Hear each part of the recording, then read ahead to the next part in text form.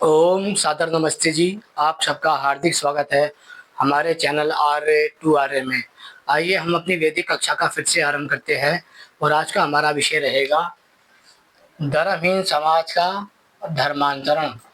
जब हम ये बात कहते हैं कि भारतीय समाज जो है वह लगभग हजारों वर्षों से धर्मांतरित होता आ रहा है, तो इसका क्या कारण है कि भारत में अनेक प्रकार के धर्मों का निर्माण हुआ जा रहा है। जब हम भारत के धर्मों का निर्माण की बात करते हैं तो हमें समझ आता है, पहले यहाँ पर जैन संप्रदाय बना, फिर यहाँ पर बौद्ध, लिंगायत, सिख, कबीरपंथी, रविदासिया, दादूपंथी, ब्रह्मकुमारी, गायत्री परिवार जैसे अनेक अनेक अलग अलग धर्म बनते गए। जब हम भारत की बात करते हैं तो हमें ये बात समझ आती है कि भारत का लगभग 4000 वर्षों से ऐसे ही धीरे धीरे धर्मांतरण होता आ रहा है। इसका क्या कारण है, आइए इसको समझने का प्रयास करते हैं। सबसे पहले हम ये समझ लेते हैं कि धर्महीन समाज का धर्मांतरण। सबसे पहले ये समझ लीजिए कि जिसका ये धर्मांतरण किया जा रहा है वह समाज आज लगभग लगभग धर्महीन है, क्योंकि उसके पास अपना कोई धर्म नहीं है। ऐसा कोई नाम नहीं है, ऐसी कोई पहचान नहीं है, ऐसा कोई ग्रंथ नहीं है, ऐसा कोई ईश्वर नहीं है, ऐसा कोई सिद्धांत नहीं है जिस पर वह गर्व कर सके, यानी कि जिस पे वह अभिमान कर सके, गर्व कर सके या अन्य लोगों को बता सके कि ये मेरा धर्म है, मैं इस धर्म का पालन करता हूँ। यानी कि जो हिंदू समाज है उसके पास अपना कोई धर्म ही नहीं है।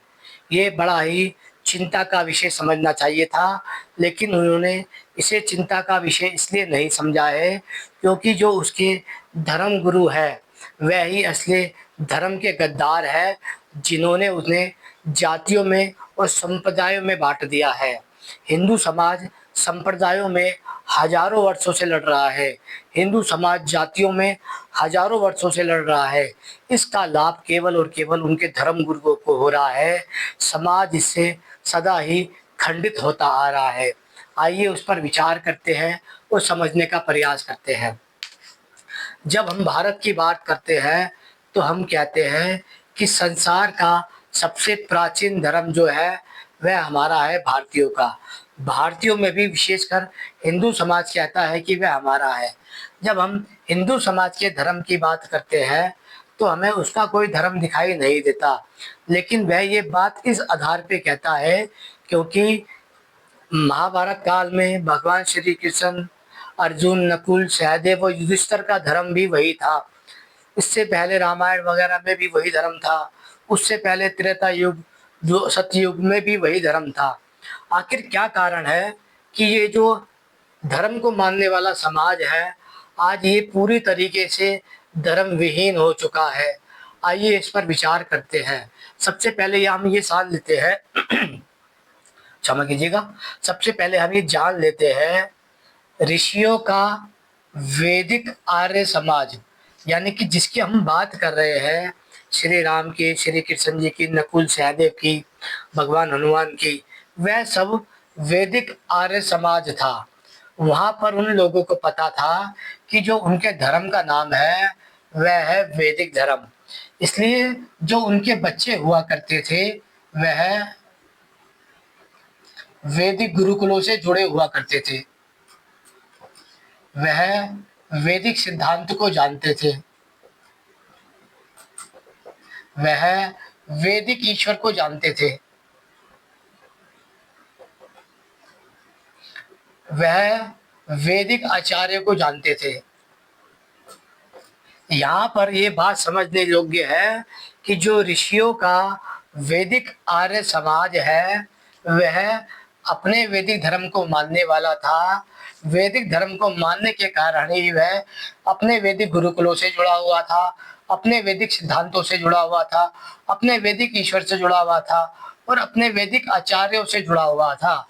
इसलिए कभी भी सृष्टि के आदि से लेके महाभारत काल तक किसी भी वैदिक समाज के व्यक्ति को इस समस्या का सामना नहीं करना पड़ा कि वह कभी भी अपना धर्म छोड़ सकता है। इसलिए वहाँ पर ये समस्याएं नहीं आई, क्योंकि वहाँ पर सभी बच्चे एक साथ पढ़ते थे, एक ही सिद्धांतों को पढ़ते थे, एक ही ईश्वर की उपासना करते थे और एक ही आचार्य से शिक्षा ग्रहण करते थे।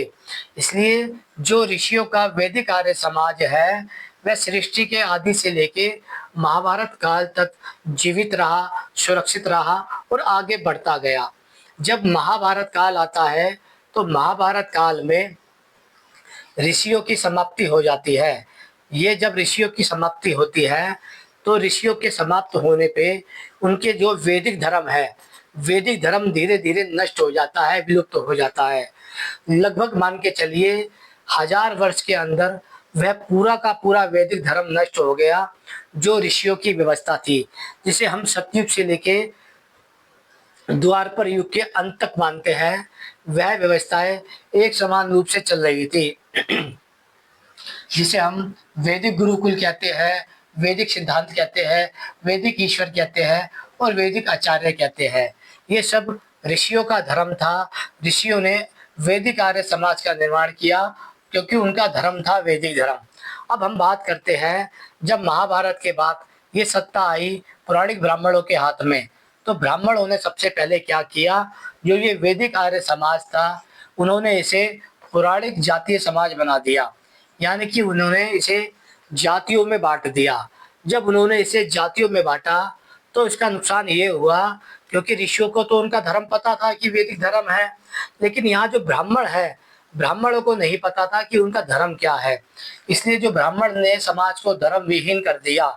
ये जो ब्राह्मण है, इनको अपने धर्म का नाम नहीं पता, इनको अपने सिद्धांत का नहीं पता, इन्हें अपने ईश्वर का नहीं पता, इन्हें अपने आचार्यों का नहीं पता।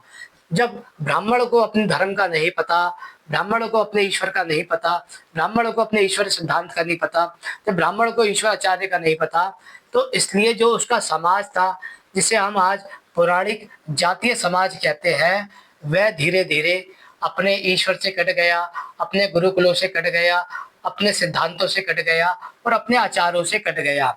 जब वह इन सब से कट गया तो सबसे पहले उन्होंने उसे, इन पौराणिक जातीय समाज को उन्होंने 4 बड़े संप्रदायों में बांटा। पहला है वैष्णव संप्रदाय, दूसरा है स्मार्त संप्रदाय, तीसरा है शैव संप्रदाय और चौथा है शाक्त संप्रदाय। जब ये बड़े 4 संप्रदायों में बट गया तो उन्होंने इसे संप्रदायवाद दे दिया नाम। यानी कि जो एक हिंदू समाज है, या तो वह पौराणिक जातीय समाज है या फिर वह अलग अलग संप्रदायों में बना हुआ संप्रदायवाद है। इन दोनों विषयों को समझ लीजिए। जो वैदिक काल के ऋषि हुआ करते थे, उन्हें उनका धर्म पता था कि उनका धर्म वैदिक धर्म है, इसलिए उन्होंने वैदिक आर्य समाज का निर्माण किया, जिनके बच्चे वैदिक गुरुकुलों से पढ़ते थे, वैदिक सिद्धांत सीखते थे, वैदिक ईश्वर के बारे में समझते थे और वैदिक आचार्य से जुड़ा करते थे।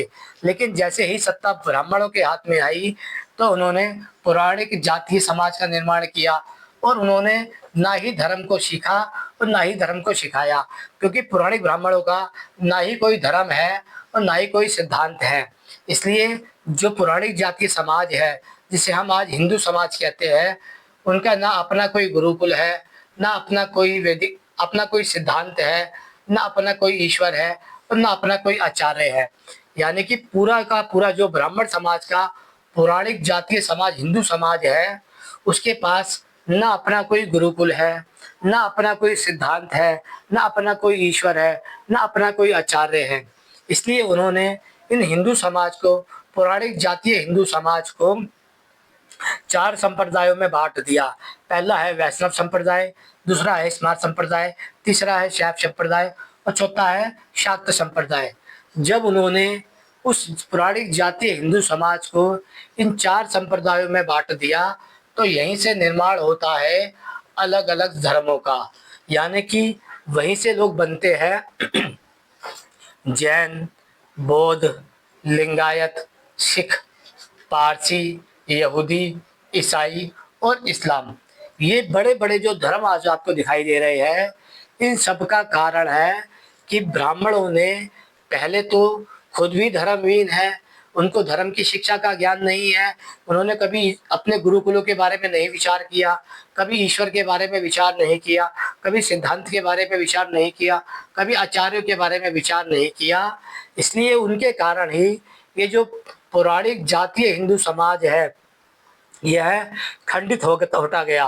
पहले ये खंडित हुआ जैनों में, फिर बौद्धों में, फिर लिंगायत में, फिर सिख में, फिर पारसी में, फिर यहूदी में, फिर ईसाई में, फिर इस्लाम में। यानी कि धर्महीन जो समाज है, जिसे हम धर्महीन समाज कह रहे हैं, वह ब्राह्मणों का जातीय पौराणिक हिंदू समाज है। आज जिसे हम हिंदू समाज कह रहे हैं, इसी हिंदू समाज में से जैन निकले हैं, बौद्ध निकले हैं, लिंगायत निकले हैं, सिख निकले हैं, पारसी निकले हैं, यहूदी निकले, ईसाई निकले हैं, इस्लाम निकले हैं, और अब वर्तमान में भी कबीरपंथी निकले हैं, रविदासिया निकले हैं, ब्रह्म कुमारी निकली है, कबीरपंथी निकली है, दादूपंथी निकली है, गायत्री परिवार निकले हैं। ऐसे ऐसे करके लगभग लगभग हजारों संप्रदाय हैं जो हिंदू समाज से निकल चुके हैं। ये हिंदू समाज कौन था? ये ऋषियों का वैदिक आर्य समाज हुआ करता था महाभारत काल से पहले पहले। महाभारत काल के बाद जब ऋषियों की समाप्ति हो गई तो यहाँ पर वैदिक धर्म समाप्त हो गया। जब यहाँ पे ऋषियों की समाप्ति हो गई तो उनके वैदिक गुरुकुल समाप्त हो गए। जब ऋषियों की समाप्ति हो गई तो वैदिक सिद्धांत खत्म हो गए। जब ऋषियों की समाप्ति हो गई तो वैदिक ईश्वर समाप्त हो गया। जब ऋषियों की समाप्ति हो गई तो वैदिक आचार्य समाप्त हो गए। जब यहाँ पर ऋषियों की जो सत्ता थी वह ब्राह्मणों के हाथ में लग गई तो वहाँ पर उन्होंने वैदिक आर्य समाज को पौराणिक जातीय हिंदू समाज में परिवर्तित कर दिया। जब उन्होंने पौराणिक जातीय हिंदू समाज में परिवर्तित किया तो ब्राह्मणों के पास अपना कोई धर्म नहीं था, इसलिए उन्होंने धर्महीन समाज की रचना की, जिनके पास अपना ना शिक्षा केंद्र था, ना ही कोई सिद्धांत था, ना ही कोई ईश्वर था और ना ही कोई आचार्य था। जब ये बात पौराणिक ब्राह्मणों को समझ आई कि हम तो धर्महीन समाज है, तो उन्होंने सबसे पहले अपने समाज को बांटा वैष्णव में, स्मार्त में, शैव में और शाक्त में। जब ये पूरा हिंदू समाज चार संप्रदायों में बट गया, इन चार संप्रदायों में बटने के बाद ही वहाँ से जैन निकले, बौद्ध निकले, लिंगायत निकले, सिख निकले, पारसी निकले, यहूदी निकले, ईसाई निकले और इस्लाम निकला। वहाँ पर निकलने के बाद कबीरपंथी निकले, रविदासिया निकले, ब्रह्म कुमारी निकले, दादूपंथी निकले और गायत्री परिवार निकले। अब यदि बात की जाए, ये जो वर्तमान का आर्य समाज है, ये भी इसी पौराणिक जातीय हिंदू समाज से निकला हुआ है।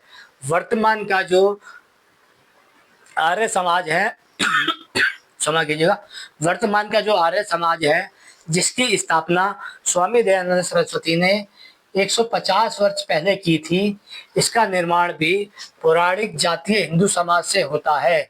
यानी कि ब्राह्मणों ने अपने आप को धर्महीन कर रखा है, जिसके कारण उनका जो समाज है, जिसे आज हम पौराणिक जातीय हिंदू समाज कह रहे हैं, वह भी बिना धर्म का समाज है। उसके पास अपना कोई ईश्वर नहीं है, अपना कोई धर्म नहीं है, अपना कोई सिद्धांत नहीं है, अपने कोई आचार्य नहीं है, अपनी कोई शिक्षा नहीं है। इसलिए ये जो पौराणिक जातीय हिंदू समाज है, यह आगे भी अनेक बार विभाजित होता जाएगा। यानी कि ये जो समस्या है, ये समस्याएं आती है ब्राह्मणों से। ब्राह्मणों ने अपने आप को तो धर्महीन कर रखा ही है, साथ में उन्होंने पौराणिक जातीय हिंदू समाज को भी धर्म से हीन कर रखा है। उन्होंने इस मुद्दे को भटकाने के लिए समाज में ब्राह्मण जाति, क्षत्रिय जाति, वैश्य जाति, दलित जाति और अछूत जाति की रचना कर रखी है, ताकि ये सारी जातियां आपस में ही लड़ती रहे और हम समाज को धर्म से विहीन ही रखे। जो ब्राह्मण जाति है, क्षत्रिय जाति है, वैश्य जाति है और दलित जाति है, इन सब का जो धर्म ग्रंथ है वह इनको नहीं पता है। इनकी जो धर्म की शिक्षा है वह इन्हें नहीं पता है। इनका जो ईश्वर है वह इन्हें नहीं पता है। इनका जो आचार्य है वह इन्हें नहीं पता है। इनके जो वैदिक गुरुकुल है वह इसे नहीं पता है। यहाँ पर एक बात समझ आती है, पौराणिक ब्राह्मणों ने यहाँ पर पौराणिक ब्राह्मणों को मूर्ख बना रखा है। पौराणिक ब्राह्मणों ने यहाँ पर ब्राह्मण जाति को मूर्ख बना रखा है। पौराणिक ब्राह्मणों ने यहाँ पर क्षत्रिय जाति को मूर्ख बना रखा है। पौराणिक ब्राह्मण ने यहाँ पर वैश्य जाति को मूर्ख बना रखा है। पौराणिक ब्राह्मणों ने यहाँ पर दलित जाति को मूर्ख बना रखा है। पौराणिक ब्राह्मणों ने यहाँ पर अछूत जाति को मूर्ख बना रखा है। यानी कि पूरा का पूरा जिसे आज हम भारतीय समाज कह रहे हैं वह बर्बाद किया है ब्राह्मणों ने। पुरानी ब्राह्मण समाज ने इसलिए बर्बाद किया है क्योंकि पुरानी ब्राह्मण भी धर्म विहीन है। ये जो पुरानी ब्राह्मण के हाथ में सत्ता आई है, ये आई है ऋषियों की सत्ता। और ऋषियों का जो धर्म था वह था वैदिक धर्म। ऋषियों की जो शिक्षा पद्धति थी वह थी वैदिक गुरुकुल की। जो ऋषियों का सिद्धांत था वह था वैदिक सिद्धांत। जो ऋषियों का ईश्वर था वह था वैदिक ईश्वर। जो ऋषियों का आचार्य था वह था वैदिक आचार्य। इसलिए उन्होंने वैदिक आर्य समाज का निर्माण किया था। ये सत्ता जैसे ही ब्राह्मणों के हाथ में आई, उन्होंने इसे पुरानी जातीय हिंदू समाज में बांट दिया, जिसके कारण वह वैष्णव, शाम, स्मार्त, शैव और शाक्त संप्रदाय में बट गए और इनसे ही अलग अलग धर्मांतरण होते गए। यहाँ पर जो धर्महीन समाज का धर्मांतरण हुआ है वह ब्राह्मणों के कारण हुआ है, जिसके कारण वह धर्म के हिसाब से जैन में चले गए, बौद्ध में चले गए, लिंगायत में चले गए, सिख में चले गए, पारसी में चले गए, यहूदी में चले गए, ईसाई में चले गए, इस्लाम में चले गए। इन सब में जो गए हैं वह सब के सब वैदिक आर्य समाज को मानने वाले थे वैदिक ऋषि काल में। लेकिन ब्राह्मण के काल में वह पुरानी जातीय हिंदू समाज में हो गए, जिसके कारण उनका धर्म परिवर्तन हो जाता है। यह कल भी होता था, आज भी होता है, आगे भी होगा, क्योंकि हिंदू समाज एक धर्म विहीन समाज है, क्योंकि उनका जो धर्म गुरु है वह भी धर्महीन है। आशा करता हूँ विषय सरलता से समझ आ गया होगा। समझ आ गया है तो लाइक कर दीजिएगा। ओम नमः शिवाय।